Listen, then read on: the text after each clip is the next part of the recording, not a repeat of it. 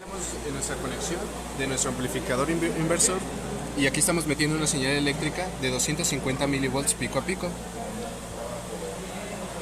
Ahora, como podemos ver, tenemos nuestras señales eléctricas senoidales desfasadas, ya que el amplificador inversor, como podemos ver, una señal eléctrica está oscilando entre positivo y negativo en cierto tiempo y la otra está a la inversa. En el tiempo en el que esta oscila en negativo, esta oscila en positivo.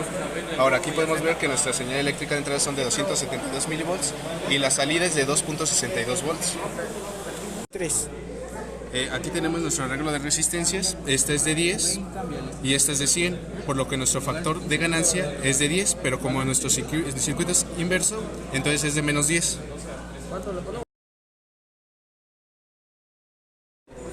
Aquí tenemos nuestro segundo circuito. En este caso es un amplificador no inversor. Aquí tenemos el mismo arreglo de resistencias. Aquí tenemos el factor de ganancia de 10, pero más 1. Ya que en este caso nuestro circuito no es un inversor, como podemos ver, nuestra señal cuanto oscila negativo se queda negativo y en cuanto oscila en positivo se queda en positivo. Y aquí tenemos nuestra señal eléctrica de entrada y nuestra señal eléctrica de salida. La entrada es de 272 milivolts y la salida es de 284 volts.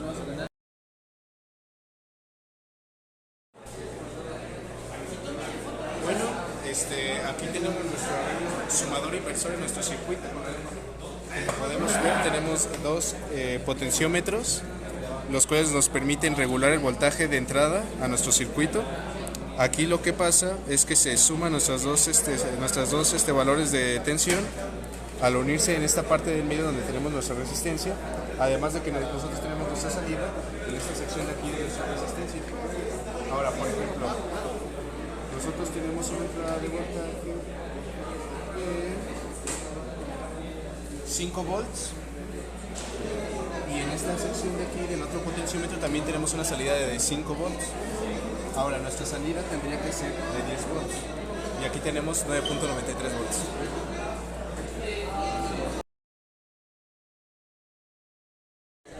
Aquí tenemos nuestro arreglo inversor restador. Aquí, como podemos ver, tenemos también dos potenciómetros de los cuales van a salir dos voltajes, después se van a restar y vamos a tener un resultado de tensión. Ok, en nuestro primer potenciómetro tenemos una salida de 3 volts, como se puede ver aquí. Aquí tenemos una salida de 5 volts y el resultado debería ser de 2 y aquí tenemos 2 volts.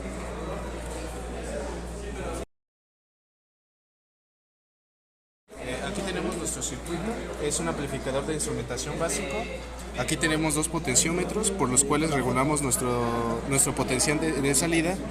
Ahora, aquí en nuestro potencial de salida, uno de nuestros potenciómetros está saliendo un voltaje de 3.07 volts. En el otro potenciómetro tenemos una salida de 5 volts.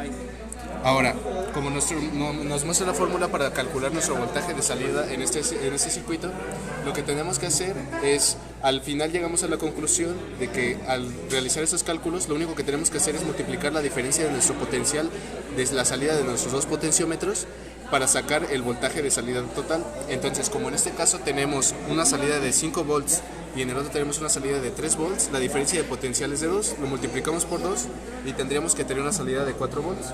Entonces, aquí medimos la salida de voltaje de nuestro circuito y tendría que darnos 4 volts y aquí nos da los 4 volts.